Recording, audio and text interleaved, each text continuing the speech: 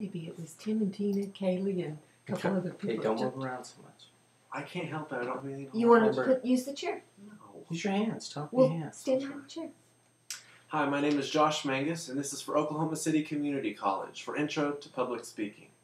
Once quoted for saying, "Our foreign policy is an open book, a checkbook. I belong to no organized party, I'm a Democrat," was the great Will Rogers of Oklahoma. What words come to mind when thinking about Will Rogers?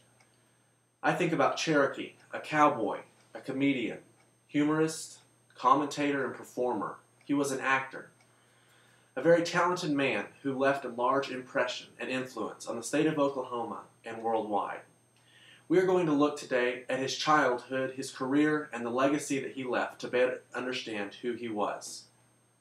His childhood played a large role in who he became in life. He was born on a large ranch in the Cherokee Nation, now Oklahoma. His parents were Clement Van Rogers and Mary America Rogers, both Cherokee themselves, making Roger himself 9/32 Cherokee. He was the youngest of 8 children, 3 of which only survived to adulthood. From a young age, he learned to lasso, work with cattle, and ride horses.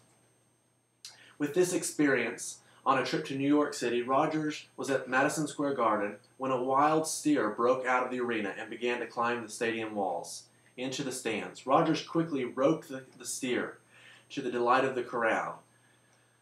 The act got front-page attention of the local newspaper, giving him great publicity and eager to move on in his career. In 1908, Rogers married Betty Blake, and the couple had 4 children. While living in New York, Rogers started making appearances in Broadway shows. He became well known among the crowd. In 1919, he moved his family to the West Coast to begin his career in movies. In his lifetime, he was in 71 movies. In 1934, he was voted the most popular male actor in Hollywood. His career grew to more than just show business.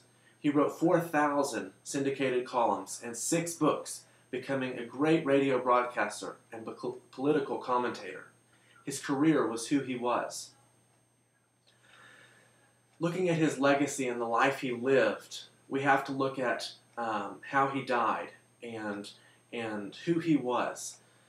Will's life was cut short at the age of 55 in 1935. He had planned a vacation with aviator Wiley Post. While flying to Alaska with some stops on the way, he reported he continued his career in reporting and writing columns, and this trip was to do just that.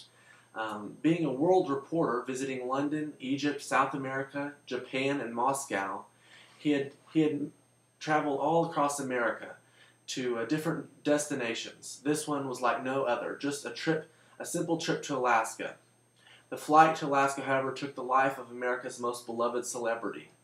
Tragically, on August 15, 1935, Will and Wiley's flight crashed near Point Barrow, Alaska, taking both of their lives. Will's death shocked and saddened the nation. Will was buried in Los Angeles originally. However, his wife Betty built a memorial in Claremore, Oklahoma, which was dedicated in 1938 by President Franklin Roosevelt. In 1944, Will's body and the body of their son Fred, who died at the age of 2, were moved to rest there. Betty died that same year and rests beside her husband and son. In conclusion, after looking at who he was as a child, his career, and how he died and the legacy he has left, Will Rogers lived a great life, touching tons of people. He was talented, but more than just that. We have seen through all these things, his name lives on, and his thoughts and contributions will remain forever. Thank you.